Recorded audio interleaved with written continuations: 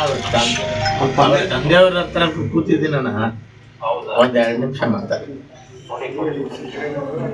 ನಮಸ್ಕಾರ ಸರ್. ನಮಸ್ತೆ ಸರ್. ಇದು ಬಹಳ ಅನ್ಯಾಯ ಆಗೋಯ್ತು. ಏನಕ್ಕೆಲ್ಲ ಹೋದ್ರಲ್ಲಿ ಎಷ್ಟು ದಿವಸ ಇದ್ರು ಅವರು?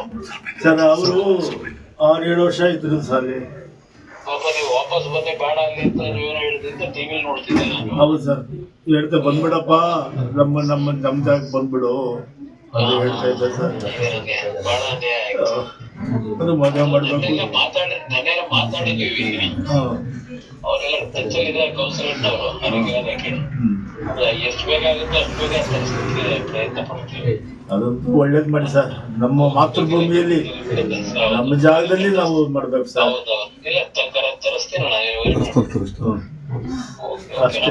ಬರ್ತೀನಿ, ಬೆಂಗಳೂರಿಗೆ ಬಂದಾಗ ಬಂದು ಭೇಟಿ ಮಾಡ್ತೀನಿ. ಮನೆ ಬರ್ತೀನಿ. ಆಯ್ತು ಸರ್, ಅಷ್ಟೊಂದು ವ್ಯವಸ್ಥೆ ಮಾಡ್ಕೊಡಿ ಸರ್. ಮಾಡಿಸ್ಕೊಡ್ತೀನಿ, ಮಾಡಿಸ್ತೀನಿ. ನಮಸ್ತೆ. ನಮಸ್ತೆ. ನಮಸ್ಕಾರ ಅಣ್ಣ. ಸರಿ. ಅದೇ ಅವ್ರ ತಾಯಿ ತಂದೆ ಎಲ್ಲ ಇದ್ರಣ್ಣ, ಇಲ್ಲೇ ಇದ್ದಾರೆ.